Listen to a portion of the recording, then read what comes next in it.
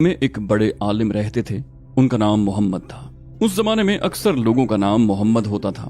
آج بھی عرب ملکوں میں یہ نام بہت عام ہے۔ محمد کا لقب بہاؤالدین ولد تھا۔ وہ عالم بھی تھے اور اللہ کی عبادت میں بھی بڑی محبت اور محنت سے وقت گزارتے تھے۔ ان کا دن لوگوں کو پڑھانے میں گزرتا اور رات اللہ کی عبادت میں، سونے کھانے اور آرام کے لیے وہ زیادہ وقت ضائع نہ کرتے۔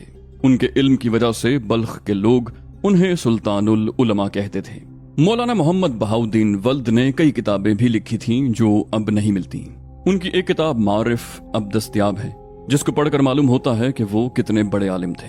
610 ہجری میں یعنی آج سے 800 سال پہلے مولانا بہاؤالدین ولد نے اپنے خاندان کے ساتھ بلخ سے ہجرت کی۔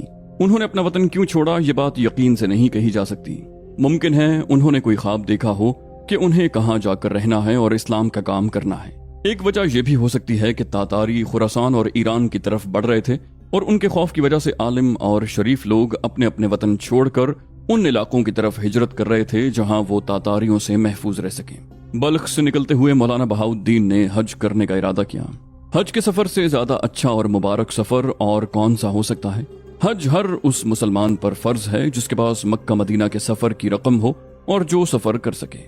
مولانا بہاؤالدین ولد بلخ سے بغداد پہنچے، جہاں ان کی ملاقات ایک بہت مشہور بزرگ حضرت شہاب الدین سہروردی سے ہوئی۔ حضرت شہاب الدین سہروردی کے طریقے اور بتائی ہوئی باتوں کو ماننے والے آج بھی مسلمان ملکوں میں موجود ہیں۔ جب یہ قافلہ بغداد پہنچا تو حضرت شہاب الدین سہروردی کو معلوم ہوا کہ مولانا بہاؤالدین ولد بھی اس قافلے کے ایک مسافر ہیں اور ان کے خاندان والے بھی ان کے ساتھ ہیں۔ وہ مولانا ولد کے علمی کام اور نام سے واقف تھے۔ شیخ سہروردی کے آدمی نے آ کر پوچھا کہ حضرت آپ کہاں جا رہے ہیں؟ مولانا ولد نے جواب دیا، من اللہ اللہ، یعنی اللہ کی طرف سے اللہ کی طرف۔ انہوں نے چند لفظوں میں کتنی بڑی بات کہی۔ حج کا سفر تو اللہ کے راستے میں مسلمانوں کا سفر ہے اور حج پر جانے والے اللہ ہی کے لیے سفر کرتے ہیں۔ یہ جواب سن کر شیخ شہاب الدین سہروردی خود مولانا سے ملنے آئے۔ مولانا بہاؤالدین نے اپنے خاندان والوں کے ساتھ حج کیا، خانہ کعبہ کی زیارت سے اپنی آنکھیں روشن کی، مدینہ منورہ میں نبی اکرم صلی اللہ علیہ وسلم کی خدمت میں حاضری دی۔ حج کے بعد مولانا بہاؤالدین اپنے گھر والوں کے ساتھ دمشق اور دوسرے شہروں سے ہوتے ہوئے سلاتیہ پہنچے۔ ان سب شہروں میں انہوں نے مہینوں اور کہیں کہیں برسوں قیام کیا۔ آخر 626 ہجری میں یہ خاندان ترکی کے شہر کونیا پہنچا۔ یہ سفر کوئی 16 سال میں طے ہوا۔ اس وقت کونیا میں سلطان علاؤالدین کیقوباد کی حکومت تھی۔ جب سلطان علاؤالدین کو سلطان العلماء محمد بہاؤالدین کے آنے کی خبر معلوم ہوئی تو وہ آپ کے استقبال کے لیے شہر سے باہر آیا، آپ کو اپنے ساتھ لے کر شہر میں آیا۔ شاہی محل کے قریب آپ کے احترام میں وہ اپنے گھوڑے سے اتر پڑا۔ اس نے آپ کے لیے کونیا میں ایک مدرسہ بنوایا جس کا نام مدرسہ خداوندگار تھا۔ اس سفر میں محمد اپنے والد کے ساتھ تھے۔ محمد جو آگے چل کر جلال الدین رومی کہلائے، آج انہیں مولانا رومی یا مولائے روم کہا جاتا ہے۔ مولانا جلال الدین رومی 6 ربیع الاول 604 ہجری کو بلخ میں پیدا ہوئے۔ 610 ہجری میں جب ان کا خاندان حج اور ہجرت کے ارادے سے بلخ سے نکلا تو محمد جلال الدین کی عمر 6 سال کی تھی، اور جب یہ لوگ کونیا پہنچے تو محمد جلال الدین کی عمر 22 سال تھی۔ یہ سفر بہت لمبا تھا، 16 سال کا سفر۔ اس سفر میں یہ بچہ جوان ہو گیا۔ سفر کے دوران جلال الدین اپنے والد محمد بہاؤالدین ولد سے مختلف علم سیکھتے رہے۔ انہوں نے تفسیر، حدیث، تاریخ اور دوسرے علموں میں بڑی مہارت پیدا کر لی۔ اس سفر کا سب سے بڑا فائدہ یہ ہوا کہ نوجوان جلال الدین نے کئی ملک دیکھے، بہت سے عالموں سے ملاقات کی، بہت سے اہم کتب خانوں میں بہت اہم کتابیں دیکھیں۔ سفر زندگی کو سمجھنے میں ہمارے لیے استاد سے کم نہیں۔ مولانا بہاؤالدین ولد مدرسہ خداوندگار میں پڑھانے لگے۔ شام کے وقت وہ اپنے مریدوں کو عبادت اور اللہ تعالیٰ سے قریب ہونے کے طریقے بتاتے۔ وہ لوگوں کو اللہ کے ذکر کی تعلیم دیتے۔ اللہ کے ذکر اور اس کی یاد زندگی کو بنانے اور سنوارنے میں بڑی اہمیت رکھتی ہے۔ جلال الدین بھی علم حاصل کرنے اور اللہ کی یاد میں مصروف رہنے لگے۔ وہ اپنی راتیں قرآن مجید کی تلاوت اور اللہ کے ذکر میں گزار دیتے۔ سلطان کیقوباد نے کونیا میں اپنا نیا محل بنوایا۔ محل کی تکمیل کے بعد اس نے برکت کے لیے سلطان العلماء مولانا بہاؤالدین ولد کو بلایا۔ مولانا نے بادشاہ کی ترقی اور محل کی آبادی کے لیے دعا فرمائی۔ آپ نے فرمایا، میرے عزیز کیقوباد، انشاءاللہ دشمن کے قدم اس محل میں داخل نہ ہو سکیں گے۔ یہ محل دوسری آفتوں سے بھی محفوظ رہے گا۔ مگر مظلوم کی آہوں کے بارے میں آپ نے کیا سوچا ہے؟ مظلوم کی آہ اور بد دعا ہر دیوار، ہر فصیل اور ہر برج کو توڑ کر اللہ تعالیٰ تک پہنچ جاتی ہے۔ आप बनाइए तो इंसाफ का कला बनाइए। हर वक्त अल्लाह से दुआ कीजिए कि किसी के साथ ज्यादती और जुल्म ना हो। सुल्तान कैकुबाद की आंखों में आंसू आ गए और उसने मौलाना के सामने अपने अल्लाह से वादा किया कि वो अल्लाह के बंदों के साथ इंसाफ करने की हर मुमकिन कोशिश करेगा। अल्लाह ताला ने हमारे बुजुर्गों, आलिमों और वलियों को हर मौके पर नसीहत करने और सच्ची बात कहने की ताकत अता की थी। वो बादशाहों के सामने भी सच्ची बात किसी खौफ के बगैर कहा करते थे। अभी इस खानदान को कौनिया में आए हुए 2 साल ही हुए थे कि मौलाना बहाउद्दीन वल्द का इंतकाल हो गया। उनके इंतकाल के बाद मोहम्मद जलालुद्दीन के बचपन के उस्ताद सैयद बुरहानुद्दीन मुहक्किक तिरमजी कौनिया आ गए। वो मौलाना बहाउद्दीन के मुरीद थे और उन्हीं के हुक्म से उनके बेटे जलालुद्दीन को बचपन में पढ़ाते थे। सैयद बुरहानुद्दीन मुहक्किक को अपने शागिर्द और अपने पीर के बेटे से बहुत मोहब्बत थी। उन्होंने एक बार फिर अपने मुर्शिद के बेटे को पढ़ाना शुरू कर दिया। मौलाना रूमी उनके मुरीद भी हो गए। ये सिलसिला 9 बरस जारी रहा। सैयद बुरहानुद्दीन तिरमजी का इंतकाल 637 हिजरी में हुआ। इस अरसे में मौलाना रूम लिखने पढ़ने में मसरूफ रहे। वो आम आदमियों को दीन की तालीम भी देते और रातें इबादत में गुजारते। मौलाना जलालुद्दीन रूमी के जिम्मे फतवा लिखने की जिम्मेदारी भी थी। बैतुल माल से उन्हें जो वजीफा मिलता उसके बदले वो फतवे लिखते थे। बिला मेहनत की आमदनी को वो जायज नहीं समझते थे। दीनी मामलात और मसाइल के जवाब लिखने को फतवा नवीसी कहते हैं। फतवा लिखने वाले का इल्म भी बहुत गहरा होना चाहिए और उसमें इंसानों को समझने की सलाहियत का होना भी जरूरी है। मौलाना बुरहानुद्दीन मुहक्किक तिरमजी के बाद यूं ही मौलाना जलालुद्दीन रूमी की जिंदगी गुजरती रही और 5 साल मजीद गुजर गए। 642 हिजरी में उनकी जिंदगी में मौलाना शम्स तबरेज दाखिल हुए और जलालुद्दीन रूमी की जिंदगी बिल्कुल बदल गई। शम्स तबरेज का नाम मोहम्मद बिन अली बिन मलिक दाद था। वो अल्लाह और उसके रसूल की मोहब्बत में सब कुछ भूल गए थे। अपने आप में गुम रहते, अल्लाह को याद करते रहते, मुल्कों मुल्कों शहरों शहरों घूमते। यूं भी होता कि कई कई दिन तक न कुछ खाते न पीते। वो बहुत बड़े बुजुर्ग थे मगर आम लोगों की नजरों से अपनी बड़ाई को छुपाए रखते। हजरत शम्स तबरेज ऐसे लोगों की तलाश में रहते जो अल्लाह और रसूल अल्लाह सल्लल्लाहु अलैहि वसल्लम के बताए हुए तरीकों के मुताबिक जिंदगी गुजारना चाहते। आप उनकी रहनुमाई और मदद करते। शम्स तबरेज भी ऐसे अल्लाह वाले थे कि उनकी एक नजर इंसानों की जिंदगी बदल देती। शम्स तबरेज के उस्ताद और मुर्शिद शेख अबू बकर ने उनसे कहा, मोहम्मद तुम कौनिया जाओ, वहाँ एक नौजवान है, उसके दिल में अल्लाह और उसके रसूल की मोहब्बत और तड़प है, जाओ उसके दिल को और रोशन कर दो। शम्स तबरेज अपने मुर्शिद का हुक्म सुनकर कौनिया के लिए रवाना हो गए। शहरों शहरों होते हुए वो कौनिया पहुंचे। शम्स तबरेज से उनकी मुलाकात कैसे हुई, इसके बारे में मुख्तलिफ बातें मौलाना रूमी के हालात लिखने वालों ने बताई हैं। एक वाकया तो ये बताया गया है कि मौलाना रूम घोड़े पर सवार शहर की किसी सड़क से गुजर रहे थे कि शम्स तबरेज ने उन्हें रोककर एक सवाल पूछा। मौलाना ने उसका जवाब दिया। मौलाना रूम का जवाब सुनकर शम्स तबरेज ने उस सवाल का दूसरा जवाब दिया और ऐसा जवाब दिया कि मौलाना रूमी हैरान रह गए। अपने घोड़े से उतर पड़े और उन्हें अपने साथ ले गए। मुलाकात का दूसरा वाकया यूं बयान किया गया है कि एक दिन मौलाना जलालुद्दीन रूमी अपने मुलाकाती कमरे में बैठे थे। शम्स तबरेज आए और सलाम करके एक कोने में बैठ गए। थोड़ी देर के बाद उन्होंने किताबों की तरफ इशारा करके मौलाना रूमी से पूछा, ये क्या है? मौलाना ने कहा, ये वो चीज है जो तुम नहीं जानते। और फिर उनके देखते ही देखते किताबों में आग लग गई। मौलाना रूमी ने घबरा कर पूछा, ये क्या है? शम्स तबरेज ने जवाब दिया, ये वो चीज है जो तुम नहीं जानते। उसी लम्हे मौलाना जलालुद्दीन रूमी की दुनिया बदल गई। शम्स तबरेज की रहनुमाई में उन्होंने अपना रूहानी सफर तय किया। मौलाना रूमी शम्स तबरेज से बहुत कुछ सीखते रहे। उनका लिखना पढ़ना खत्म हो गया। वो हजारों लोग जो मौलाना रूम के मुरीद और अकीदतमंद थे, उन्हें ये बात पसंद न आई और वो शम्स तबरेज के खिलाफ हो गए। ये देखकर शम्स तबरेज कौनिया से अचानक चले गए। उनके जाने से मौलाना बहुत उदास रहने लगे।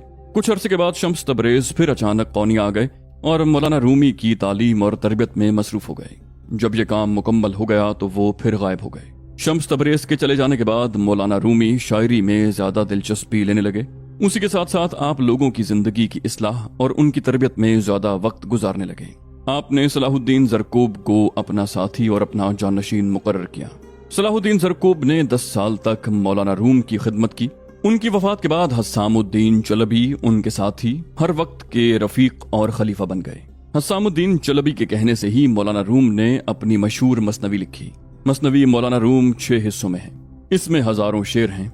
इन शेरों में मौलाना ने इस्लाम की तालीमात को बिल्कुल नए अंदाज में पेश किया। मसनवी में बहुत सी कहानियों के जरिए मुश्किल बातों को यूं बयान किया गया कि सब लोग समझ सकें, और वो भी बहुत दिलचस्पी के साथ। मसनवी की हर कहानी का कोई ना कोई नतीजा है, हर कहानी में कोई ना कोई सबक है, जिनमें से कुछ कहानियां हम मौलाना रूम के हालात बयान करने के बाद आपके लिए पेश करेंगे। मौलाना रूम यूं ही मुद्दत तक कौनिया में इस्लाम, अखलाक और अच्छाइयों की तालीम देते रहे। लोग आपको देखते और आपकी बातें सुनते तो उन्हें महसूस होता कि उनकी जिंदगी बदल रही है। अल्लाह और उसके रसूल सल्लल्लाहु अलैहि वसल्लम की मोहब्बत उनकी जिंदगी का हिस्सा बन रही है। मौलाना 626 हिजरी में कौनिया आए थे और 672 हिजरी में इस शहर में रहते हुए उन्हें 46 साल हो गए। तकरीबन आधी सदी बीत गई। 672 हिजरी में कौनिया में बड़ा शदीद जल्जला आया। ये जल्जला मुसलसल 4 दिन आता रहा। बाज मौरखों ने लिखा है कि जल्जले के झटके 40 दिन तक महसूस होते रहे। कौनिया के लोगों ने हजरत जलालुद्दीन रूमी से दुआ की दरखास्त की। बाज ने यह भी पूछा कि ये जल्जले क्यों आ रहे हैं। मौलाना उस जमाने में बीमार थे। आपने फरमाया, जमीन भूखी है, वो अपना हक मांग रही है, जल्द इसे अपना लुकमा मिल जाएगा और तुम लोगों को निजात मिल जाएगी। वो जमादुल आखिर 672 हिजरी की 5वीं तारीख थी। मौलाना रूमी के अकीदतमंद उनके बिस्तर के गिर्द जमा थे। उन्होंने फरमाया कि मेरा वक्त सफर आ गया है, अब मैं अपने पैदा करने वाले से जा मिलूंगा। फिर उन्होंने एक शेर पढ़ा जिसका मतलब कुछ यूं था, अगर तुम मोमिन और मीठे यानी अच्छे आदमी हो तो तुम्हारी मौत भी मीठी और मोमिनों की तरह होगी, और अगर तुम काफिर और कड़वे आदमी हो तो तुम्हारी मौत भी कड़वी और काफिराना होगी। उसके बाद मौलाना रूम ने कलमा शहादत पढ़ा और आंखें बंद कर लीं। मौलाना रूम को हमसे रुखसत हुए 750 साल हो गए, मगर उनका नाम और उनकी कही हुई बातें जिंदा हैं। हमारे कौमी शायर अल्लामा इकबाल मौलाना जलालुद्दीन रूमी को अपना उस्ताद और मुर्शिद कहते हैं और खुद को रूमी का मुरीद और शागिर्द। आज भी दुनिया के बहुत से हिस्सों के रहने वाले सफर करके तुर्की के शहर कौनिया जाते हैं, रूमी के मजार पर फातिहा पढ़ते हैं और उनकी यादगारों को देखते हैं। अपनी नौजवानी में मौलाना जलालुद्दीन रूमी बहुत शान से रहते थे। आला दर्जे के घोड़े पर जब शहर में निकलते तो अकीदतमंद और तालिब इल्म जुलूस की शक्ल में उनके साथ होते, मगर फिर उनकी जिंदगी बिल्कुल बदल गई। रातों में वो इबादत करते, अल्लाह के सामने रोते और इंसानों के लिए भलाई और खुशी की दुआएं मांगते, लोगों की खिदमत करते। मौलाना रातों को कुरान मजीद की तिलावत करते, अक्सर रोजा रखते। रमजान के रोजों के अलावा दूसरे महीनों में भी 10-10, 15-15 दिन मुसलसल रोजे रखते। नमाज से मोहब्बत का ये आलम था कि कभी कभी 2 रकत नफल नमाज में रात गुजर जाती। कौनिया में बहुत सर्दी होती। एक बार सर्दियों की एक रात में नमाज अदा करते हुए मौलाना इतना रोए कि उनके आंसू चेहरे पर सर्दी की शिद्दत से जम गए। मौलाना रूमी को दुनिया की लज्जतों से कोई दिलचस्पी नहीं थी, न अच्छे लिबास से, न अच्छे खानों से। लोग उनके पास तोहफे के तौर पर कीमती लिबास और दूसरी कीमती चीजें भेजते या खुद लेकर हाजिर होते। मौलाना ये सब चीजें अपने दोस्तों और जरूरतमंदों में तकसीम कर देते। मौलाना रूमी दूसरों के आराम का बहुत ख्याल रखते। एक बार सर्दी के मौसम में अपने मुरीद हसामुद्दीन से मिलने उनके घर तशरीफ ले गए। पहुंचते पहुंचते देर हो गई। सर्दियों में रात जल्द आती है और लोग सो जाते हैं। हसामुद्दीन चलबी के घर के दरवाजे बंद थे, घर वाले सो चुके थे। मौलाना चादर बिछाकर दरवाजे के सामने बैठ गए। बर्फ आहिस्ता आहिस्ता मौलाना के सर पर गिरती रही। आप अपने हाथ से बर्फ सर से झाड़ते रहे और नमाज में मसरूफ रहे। न जाने आपने उस रात कितनी नफलें अदा की। आखिर रात सुबह में बदल गई। सुबह फजर की अजान के साथ मौलाना हसामुद्दीन ने मस्जिद जाने के लिए घर का दरवाजा खोला तो अपने मुर्शिद को देखकर हैरान रह गए। मौलाना का लिबास बर्फ से गीला हो चुका था और बिछी हुई चादर पर बर्फ जमी हुई थी। चलबी ने यह सब कुछ देखा और सब कुछ समझ गए। अपने उस्ताद और मुर्शिद के कदमों पर गिर गए और रोने लगे। मौलाना रूम ने मोहब्बत से उन्हें उठाया और सीने से लगा लिया। हसामुद्दीन ने रोते हुए कहा, हजरत ये आपने क्या किया? दरवाजे पर दस्तक क्यों न दी? मौलाना रूम ने कहा, मैंने सोचा तुम्हारे घर वालों को तकलीफ होगी और फिर चंद घंटों की बात थी। अल्लाह ने अपने जिक्र से दिल और जिस्म को गर्म रखा, मुझे कोई तकलीफ न हुई। एक दिन मौलाना जलालुद्दीन रूमी बाजार से गुजर रहे थे। वहाँ एक छोटे से मैदान में कुछ बच्चे खेल रहे थे। मौलाना को देखकर बच्चे उनके पास आए और हाथ मिलाने लगे। हाथ मिलाकर वो फिर जाकर खेलने लगे। एक बच्चा कुछ काम कर रहा था। उसने जोर से आवाज देकर कहा, मौलाना चले नहीं जाइएगा, मेरा इंतजार कीजिएगा, मैं भी आता हूँ। सब बच्चे हाथ मिलाकर चले गए। उस बच्चे को आने में देर हुई मगर मौलाना उसका इंतजार करते रहे। मौलाना को देखकर बाजार के लोग भी उनके पास आ गए और उनसे मशवरा लेने लगे, मसले पूछने लगे। आखिर वो बच्चा आ गया और मौलाना से हाथ मिलाकर चला गया। जो लोग जमा हो गए थे उनमें से किसी ने कहा, हजरत आपने एक बच्चे के लिए इतना कीमती वक्त खराब किया। मौलाना मुस्कुराए और फरमाया, मेरे भाई, मैंने वक्त खराब नहीं किया। मेरे दिल में ख्याल आया कि नबी करीम सल्लल्लाहु अलैहि वसल्लम भी ऐसा ही करते। मौलाना जलालुद्दीन रूमी को 15 दीनार का वजीफा मिलता और अपनी जरूरतों के लिए वो 15 दीनार को भी काफी समझते थे। मौलाना रूमी ने अपनी मसनवी में लोगों को मुश्किल मसाइल और बातें समझाने के लिए बहुत सी कहानियां लिखी हैं। इनमें से बाज कहानियां इस्लामी तारीख से ली गई हैं और बहुत सी कहानियां मौलाना की अपनी हैं। उनमें से कुछ कहानियां आपके लिए पेश करते हैं। एक थे आलिम, वो ज़बान और कवायद के बड़े माहिर थे और भी बहुत से इल्म उनको आते थे। उनके बहुत से शागिर्द थे। ये साहब थे तो बहुत काबिल, मगर इन्हें अपने इल्म पर बहुत गुरूर था और कम पढ़े लिखे लोगों को हिकारत की नजर से देखते थे। ये कोई अच्छी बात तो नहीं है। इल्म तो आदमी में खाकसारी पैदा करता है। सच्चा आलिम दूसरों की इज्जत करता है। हाँ, तो ये आलिम एक दिन कश्ती पर सफर कर रहे थे। पहले तो कश्ती चलाने वाले मल्लाह से उन्होंने कोई बात न की, मगर भाई खामोश रहना भी तो बहुत मुश्किल है। आखिर उन्होंने मल्लाह से कहा, तुम सिर्फ कश्ती चलाते हो या कुछ पढ़े लिखे भी हो? तुम्हें कवायद आती है? गरीब मल्लाह ने मासूमियत से कहा, कवायद ये क्या चीज होती है? आलिम ने मुंह फेरते हुए जवाब दिया, उफ, तुम तो बिल्कुल जाहिल हो। तुम्हें ये भी नहीं मालूम कि कवायद क्या है? तुम्हारी आधी उम्र बेकार गई। तुमने अपनी आधी उम्र जाया कर दी। बेचारा मल्लाह खामोश हो गया। उसे आलिम की बातों से बहुत तकलीफ हुई, मगर क्या कर सकता था। इतने में दरिया में तूफान आ गया और कश्ती भंवर में फंसकर डूबने लगी। मल्लाह ने आलिम से पूछा, आपको तैरना आता है? आलिम ने गुस्से में कहा, मैं आलिम हूं, ये तैरना पैरना मुझे नहीं आता। ये तुम जैसे लोगों का काम है। मल्लाह ने कहा, फिर तो भैया तुम्हारी पूरी उम्र जाया होने जा रही है। कश्ती भंवर में फंस गई है और डूब रही है। मैं तो चला। ये कहकर वो कश्ती से कूद पड़ा और तैरता हुआ किनारे तक पहुंच गया। एक शख्स ने नया मकान बनवाया। बहुत अच्छा मकान था। फर्श और दीवारों पर खूबसूरत और रंगीन पत्थर थे। कमरे बड़े बड़े और बहुत से। जब मकान मुकम्मल हो गया तो उसने अपने उस्ताद और मुर्शिद से कहा, हजरत, आप मेरे मकान पर तशरीफ ले चलिए, आपके जाने से बरकत होगी। मुर्शिद ने कहा, बरकत की बात तो छोड़ो, बरकत तो रिज़्क़ हलाल से होती है। जो मकान जायज आमदनी से बनाया जाता है उसमें रहने वालों को सच्ची खुशी मिलती है। मगर मैं तुम्हारा मकान देखने जरूर चलूंगा। तुम मेरे दोस्त हो और तुम्हारी खुशी मेरी खुशी है। मुर्शिद अपने मुरीद के साथ उसके घर पहुंचे। कुछ और लोग भी साथ थे। वो मकान देखकर बहुत खुश हुए। अल्लाह से दुआ की कि इस घर के रहने वाले खुश रहें और सीधे रास्ते पर चलें। मकान की एक दीवार में बड़ा सा सुराख था। मुर्शिद ने पूछा, ये सुराख कैसा है? यहाँ दीवार अधूरी क्यों है? मुरीद ने कहा, हजरत, ये रोजन यानी सुराख हवा के आने के लिए है। इस सुराख से हवा मुसलसल आती रहेगी और गर्मी नहीं होगी। मुर्शिद ने फरमाया, मेरे अजीज, अगर तुमने ये नियत कर ली होती कि इस रोजन से अजान की आवाज आती रहेगी तो क्या अच्छा होता। हवा तो खुद ब खुद आती। मुर्शिद ने चंद लफ्जों में ये बात समझा दी कि नियत से कोई काम बहुत अच्छा हो जाता है और अगर नियत अच्छी न हो तो काम में अच्छाई नहीं पैदा हो सकती। आमाल का दारोमदार नियत पर है। एक जंगल में एक शेर था। वो हर दिन किसी न किसी जानवर को शिकार करके अपना पेट भरता। उसके खौफ से जंगल के जानवरों की जिंदगी मुश्किल हो गई। सब जानवर हर वक्त सहमे रहते कि न जाने आज कौन शेर का शिकार होगा।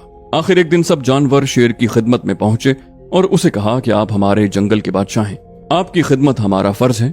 हमें ये अच्छा नहीं लगता कि आप अपने खाने के लिए इतनी मेहनत करते हैं। आप इजाजत दें तो हम में से कोई ना कोई जानवर आपकी खुराक बनने के लिए हर रोज आपके पास आ जाया करेगा। आप आराम से उसे खाकर अपना पेट भर लिया करें। ये सुनकर शेर बहुत खुश हुआ और उसने कहा, शाबाश, मेरी रियाया कितनी अच्छी है, मुझे तुम्हारी बात मंजूर है। पहले दिन शेर की खुराक बनने के लिए एक खरगोश चुना गया। शेर उसका इंतजार करता रहा मगर वो ना आया और शेर भूखा ही सो गया। अगले दिन जब खरगोश पहुंचा तो शेर के गुस्से की इंतहा न थी। उसने दौड़ते हुए कहा, तुम कल क्यों नहीं आए? खरगोश ने हाथ जोड़ते हुए कहा, बादशाह सलामत, मैं क्या कहूँ, मैं तो आ रहा था। रास्ते में एक और शेर मिला और उसने मुझे रोक लिया।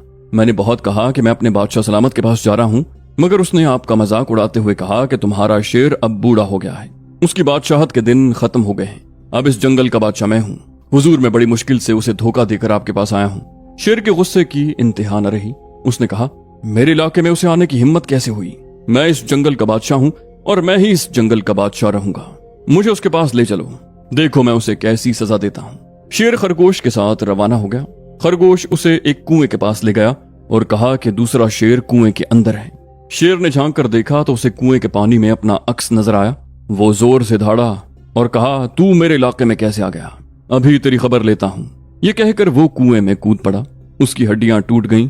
वो तकलीफ से चिल्लाता रहा और खरगोश हंसता हुआ जंगल में अपने साथियों के पास पहुंचा और उन्हें पूरा किस्सा सुना दिया। सच है कि गुस्सा ही मौत और हलाकत है। गुस्सा हमसे सोचने समझने की सलाहियत छीन लेता है। एक दुकानदार था, वो आम और रोजमर्रा जरूरत की चीजें बेचता था। दालें, आटा, साबुन, तेल, मसाले, सुई धागा वगैरह। उसकी दुकान को जनरल स्टोर और किराने की दुकान समझ लो। उस दुकानदार के पास एक तोता था, खूबसूरत हरा रंग, और तोता खूब बातें करता था। अपनी बातों से ग्राहक का दिल खुश करता और इसकी वजह से बहुत से लोग इस दुकान से सौदा खरीदने आते। एक दिन दुकानदार घर गया। दुकान में बस तोते साहब थे। इत्तेफाक से दुकान में बिल्ली ने एक चूहे पर हमला कर दिया। तोता घबरा कर इधर उधर उड़ने लगा। जहां पर दुकान का मालिक बैठता था वहां बादाम के तेल की शीशियां थीं। इस हंगामे में वो शीशियां गिरकर टूट गईं। जब दुकानदार वापस आया तो उसने देखा कि शीशियां टूटी पड़ी हैं। सारा फर्श और उसके बैठने की जगह चिकनी हो गई है। उसने गुस्से में तोते के सर पर सफाई की झाड़न इस तरह मारी कि तोते के सर के बाल गायब हो गए और वो गंजा हो गया। अपने खूबसूरत बालों के खत्म होने का तोते को इतना रंज हुआ कि उसे चुप लग गई। ग्राहक आते उसकी बातें सुनना चाहते मगर वो कुछ न बोलता, चुप रहता।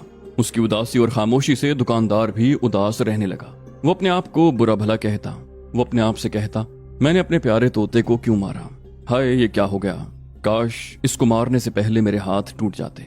दुकानदार ने किस्सा सुनाने वालों को बुलाया, मस्खरों को बुलाया कि वो तोते को किस्से सुनाएं, लतीफे सुनाएं। शायद तोता इसी तरह बोल उठे, मगर हर कोशिश नाकाम रही। एक दिन दुकान के सामने से एक फकीर गुजरा। वो बिल्कुल गंजा था। उसका सर चटियल मैदान की तरह था। उसे देखकर तोता बोल उठा, भाई तुमने किसका तेल गिराया था? उफ, तुम्हारे मालिक ने किस तरह तुम्हें मारा कि यूं गंजे हो गए? अपने तोते को बोलता देखकर दुकानदार की खुशी की इंतहा न रही। उसने गंजे फकीर को बहुत से रुपए दिए, अपने तोते को अच्छे अच्छे फल खिलाए और फिर कभी अपने तोते पर गुस्सा न किया।